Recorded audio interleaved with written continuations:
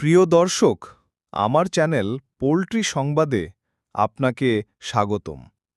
দর্শক, আপনার ফার্মে কি প্রতি লটে নানান রকমের রোগ বা ভাইরাস আক্রান্ত হচ্ছে? আপনি কি এই রকম সমস্যা থেকে নিষ্পত্তি পাওয়ার উপায় খুঁজছেন? তাহলে আমি আজ আপনাকে কিছু উপায় বলবো, যেগুলো অনুসরণ করলে আপনার ফার্মে পোল্ট্রি উৎপাদন আগের থেকে অনেক গুণ বেড়ে যাবে। পোল্ট্রি খামারে কোলি সংক্রমণ এবং মাথা ফোলা রোগ প্রতিরোধ করে মুরগির স্বাস্থ্য ও উৎপাদনশীলতা বৃদ্ধি করা। ১. স্বাস্থ্যবিধি ও জীবাণুমুক্তিকরণ। জল সরবরাহের স্যানিটেশন। জল সরবরাহ লাইন এবং পানির ট্যাঙ্ক নিয়মিত পরিষ্কার ও জীবাণুমুক্ত করুন। এটি কোলি সংক্রমণ প্রতিরোধে সহায়ক। লিটার ব্যবস্থাপনা। লিটার শুকনো ও পরিষ্কার রাখুন। আর্দ্র লিটার কোলি বৃদ্ধিতে সহায়ক হতে পারে।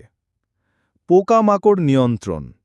ইঁদুর, মাছি, বিটাল ইত্যাদি পোকামাকড় নিয়ন্ত্রণ করুন, কারণ এগুলো রোগ জীবাণু বহন করতে পারে।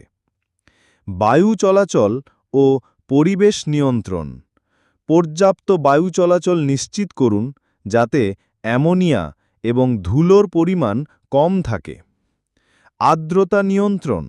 খামারের আর্দ্রতা নিয়ন্ত্রণে রাখুন, কারণ অতিরিক্ত আর্দ্রতা রোগের ঝুঁকি বাড়ায়। বায়োসিকিউরিটি ও টিকা প্রয়োগ। বায়োসিকিউরিটি মানে খামারে বাইরের পাখি ও অন্যান্য প্রাণীর প্রবেশ নিয়ন্ত্রণ করুন।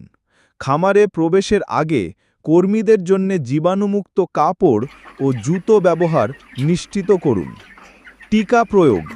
মাথা ফোলা রোগ প্রতিরোধে নির্দিষ্ট টিকা প্রয়োগ করুন।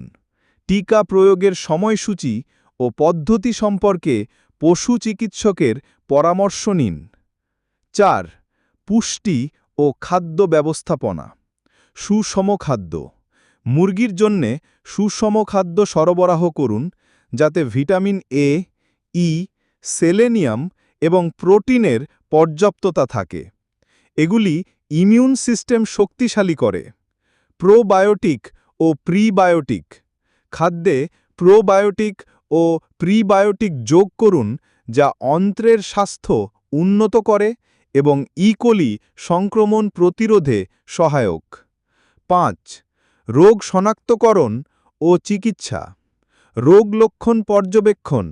মাথা ফলা, চোখ ও